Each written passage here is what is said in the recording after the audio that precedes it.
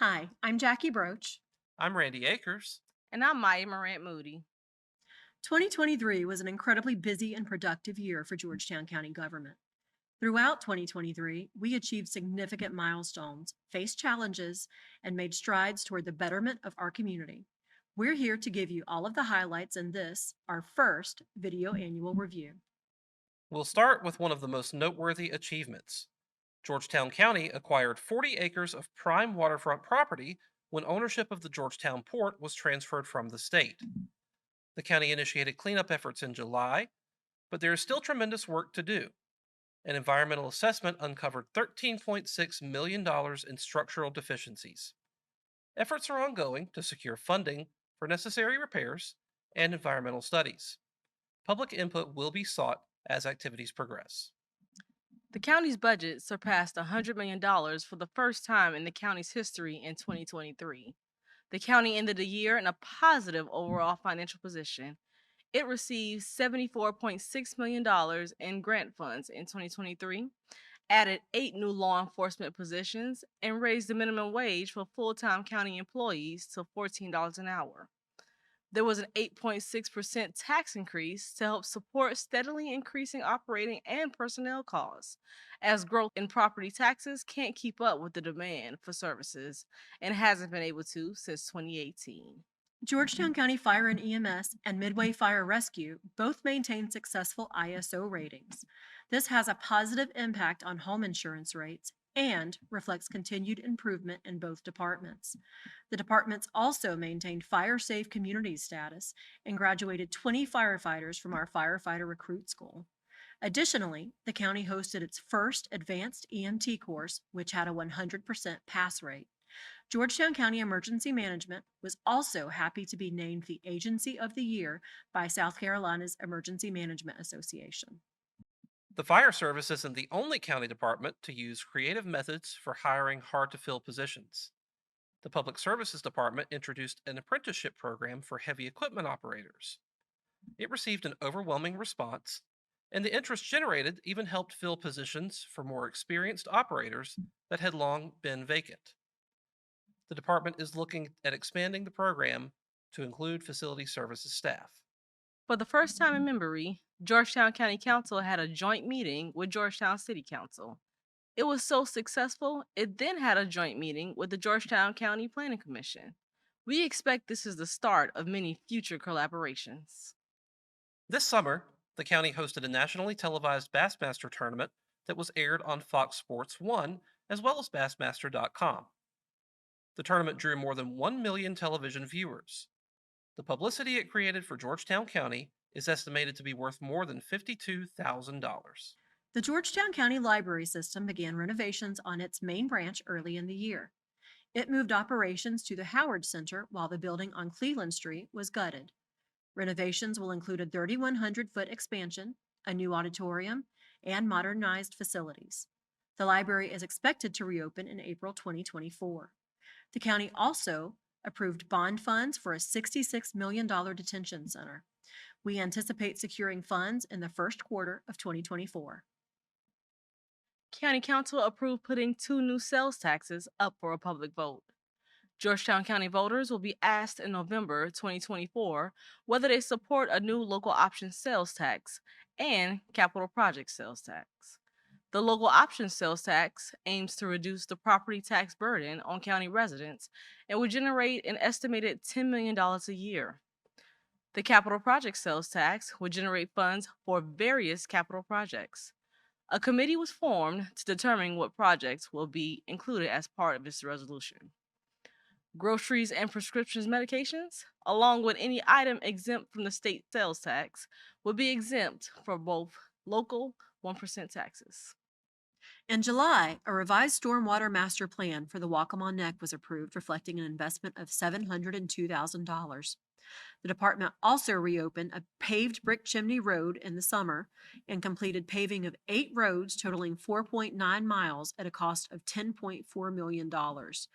An additional 1.4 miles of roadway at 7 locations are under construction for an estimated cost of $815,000. The department invested just under $1 million in paving preservation and resurfacing of 17 roads. A number of projects were undertaken with the assistance of grant funds. These included drainage improvements for East Andrews, Sandy Island, Mingo Pond, Litchfield, Lincolnshire, and Garden City. Also, Polly's Island South End parking lot improvements, Merle's Inlet boat landing improvements, a multi-use path on Waverly Road, roadside litter pickup, and recycling improvements. The state updated hurricane evacuation zones for the first time since 2012. Revisions will go into effect in 2024 and reflect a most likely worst case scenario based on historical statistics and updated planning data. These new zones aim to prevent unnecessary evacuations, what emergency manager Brandon Ellis calls the over evacuation problem, hopefully increasing the likelihood that residents will evacuate when instructed. Georgetown County will provide information on these revisions leading up to hurricane season. Georgetown County received $449,000 in opioid settlement funds, which was used in part for development of an opioid response committee and training program for first responders. Funds will also go towards public information efforts and other activities geared toward battling the opioid epidemic. Georgetown County Emergency Management participated in several training activities this year, including a statewide hurricane exercise in which staff responded to Hurricane Virgil. There were also notably exercises with private sector partners at Winyon Generating Station and 3V Sigma USA.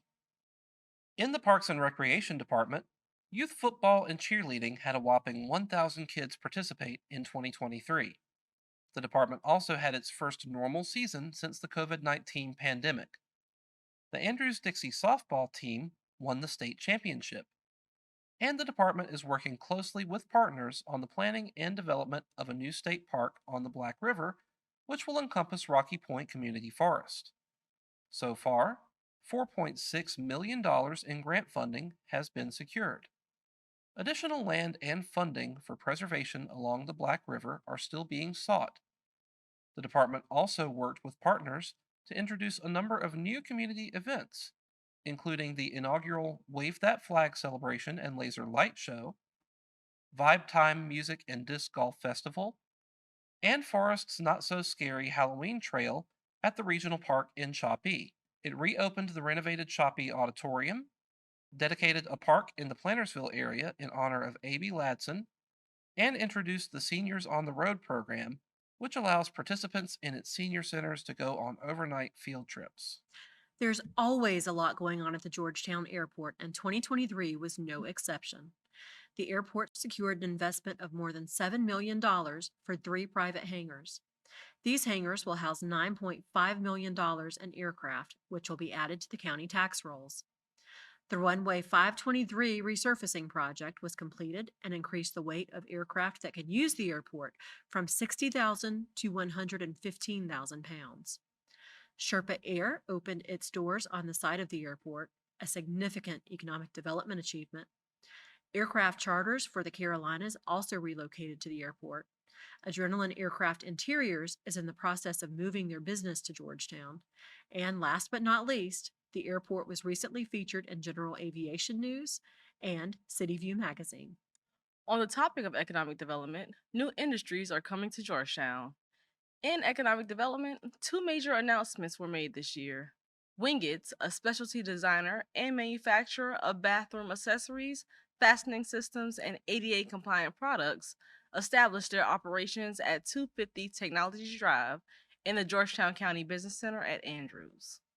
Also in that business park, Zillment USA, a global expansion tank and heat exchanger manufacturer, has established the operations and is in the process of constructing their new building.